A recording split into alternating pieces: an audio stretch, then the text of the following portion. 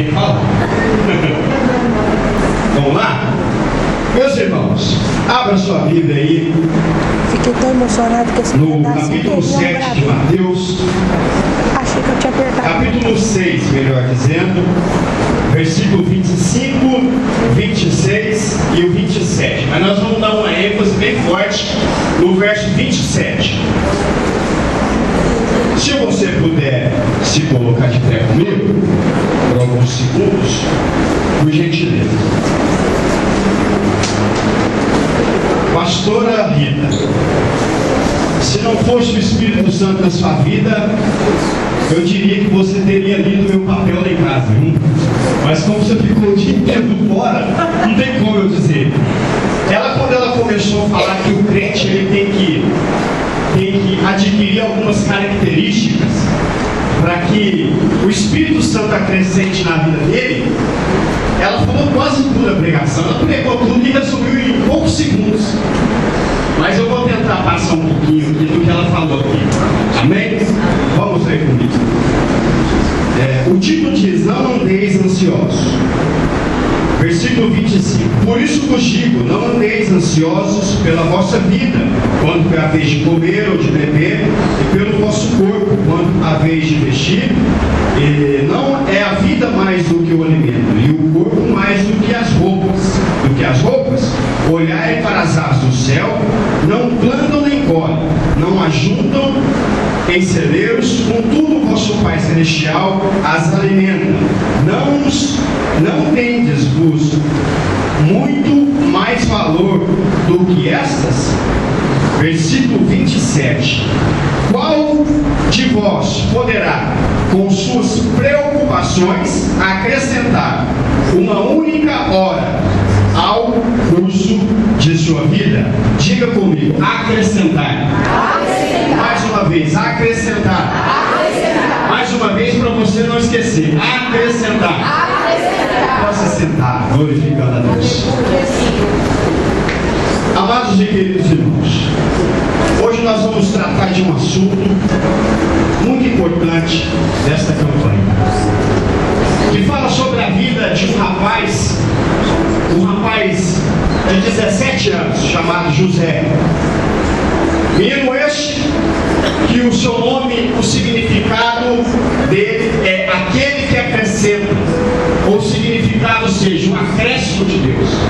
José, com 17 anos, tinha perdido a sua mãe, chamada Raquel, tinha mais 10 irmãos, 11 com ele, e mais 12, que era Benjamim, o mais novo, o caçula da casa.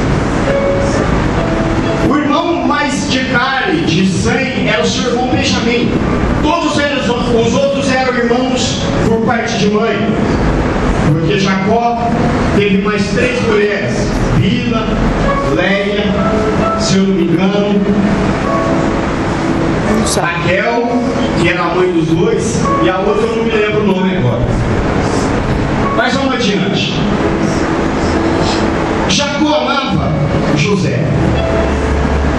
Jacó apreciava a vida de José pelo amor que ele sentia pela sua mãe Raquel, pela mãe que ele tinha perdido, pela mulher que ele tinha perdido. Na gravidez de Raquel, antes de engravidar de José, ela viu 9 filhos, 11 filhos, 10 filhos nascerem das suas servas que moravam dentro da tua casa, mas o dela ele ainda não tinha. E quando ela pediu para que Deus o abençoasse ou abrisse a sua madre, ela lhe deu José. E por isso que ela colocou o nome de José. E o significado é aquele que acrescenta. Deus acrescentou na vida dela uma felicidade, um bem-querer que ela necessitava muito, que era um filho.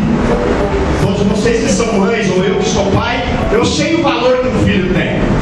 Eu sei o valor que uma vida tem. O que um filho necessita ou precisa, nós vamos e corremos atrás de tudo aquilo. Mas José perdeu a sua mãe.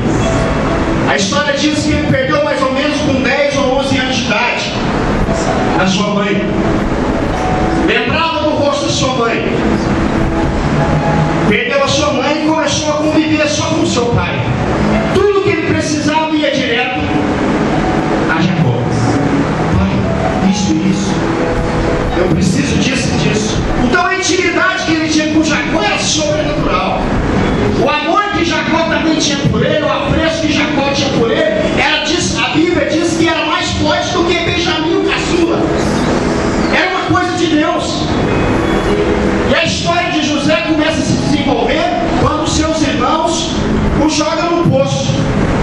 Porque Jacó falava para José, olha os seus irmãos são descabeceados, os seus irmãos não têm juízo, então olha eles para mim. E José, como um menino responsável, um menino abençoado, cria nas crenças dos seus antepassados, um Deus Todo-Poderoso, e ele andava retamente com Deus. Então tudo que os seus irmãos faziam, no capítulo 37, se eu não me engano, de Gênesis, no versículo 2 fala que José trazia uma má fama dos seus irmãos. No finalzinho do versículo diz que José trazia uma má fama. Tudo que os seus irmãos faziam de errado, José ia correr no pai. E fulano fez isso, fulano fez aquilo, meu irmão fez isso, meu irmão fez aquilo, e seus irmãos ficaram aterrorizados com ele, para ver se o menino é muito fofoqueiro. Mas José era o chamego do seu pai. Ninguém tinha coragem de falar mal de José na frente de Jacó. E aí foi decorrendo a história de José. Uma vez José foi ver os seus irmãos, ou tomar notícia dos seus irmãos. E os seus irmãos já nervosos com ele, pois seu pai tinha te dado uma roupa de linho muito linda, com várias cores que chamavam muita atenção. E vinha José de longe para tomar notícia dos seus irmãos. De repente, os seus irmãos começaram a fazer aquele drama contra ele. Vamos jogar esse menino, vamos matar ele. Não, matar nós não pode. Ah não, então vamos jogar ele naquele poço. Vamos jogar ele no buraco. Mas o nosso pai? Não, nós damos um jeito lá, pega as vestes dele, mata um cabrito aí, joga sangue, e falando com uma besta-feira, pegou ele no meio do caminho. E assim fizeram. Quando o homem, aí eu começo a aprender essa história, começa a errar, pastor. O primeiro erro dele, ele carrega o resto da vida. As decisões que você toma hoje vai se refletir lá na frente. Os seus irmãos sofreram durante 25 anos, ou 20 anos, porque fizeram contra o seu irmão. Mas vamos decorrer na história. Jogaram ele no poço. O menino ficou desesperado no poço. E quantas vezes tentaram jogar também você no poço? Tentaram afogar você, parar com a sua caminhada. Até mesmo essa semana, impedir de você vir na campanha. Fizeram com José pior, jogaram dentro do poço. Vieram os vendedores de escravos, passando na metade do caminho, no meio do caminho, viram José. Pegaram José e levaram José embora. Eu vou um pouco adiantar a história, senão não vai ficar aqui a noite inteira, porque essa história é muito bonita. É verdade. Pegaram José e levaram José. Venderam José para Potifar. Potifar, dentro da casa de Potifar, José era tão abençoado, era um menino tão cheio da glória de Deus, que ele começou a se destacar. Ele começou a se destacar entre todos os empregados. Começou a fazer o jardim de Potifar. A história diz que ele começou a fazer o jardim de Potifar, ajudar junto com os escravos. E como ele era esforçado nas coisas que ele fazia, ele começou a fazer as coisas bem feito, trabalhar até mais tarde. Tudo que ele fazia com perfeição. Não era como eu e você. Muitas vezes deixamos de fazer a obra de Deus para fazer as nossas coisas. Quantas vezes eu já fiz isso? Talvez Deus está te chamando para você fazer alguma coisa para casa ou para o reino dele. Você corre. José não. Não vou fazer, não é para mim, não estou ganhando nada, mas eu vou fazer.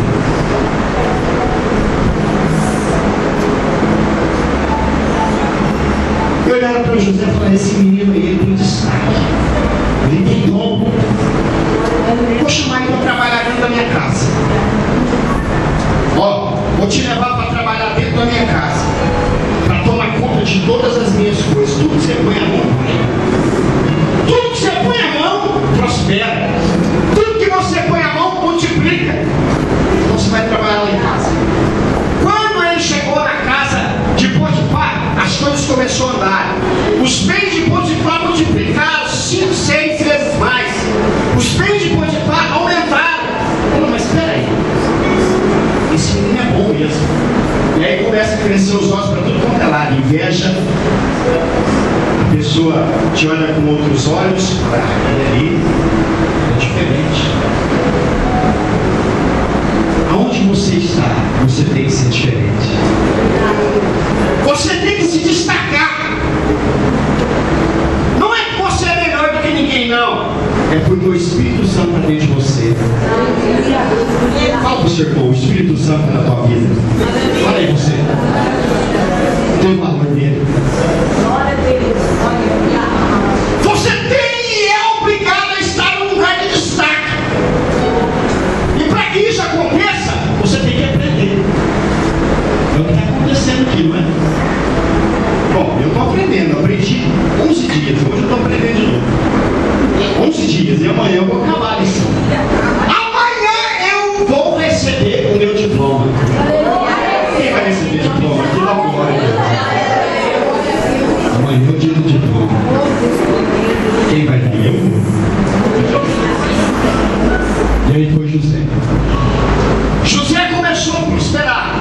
Aí tinha uma maldita lá, uma fulaninha, que começou a olhar com outros olhos por José. Tentou derrubar José de qualquer maneira. Pergunta para mim se ela conseguiu. Não conseguiu.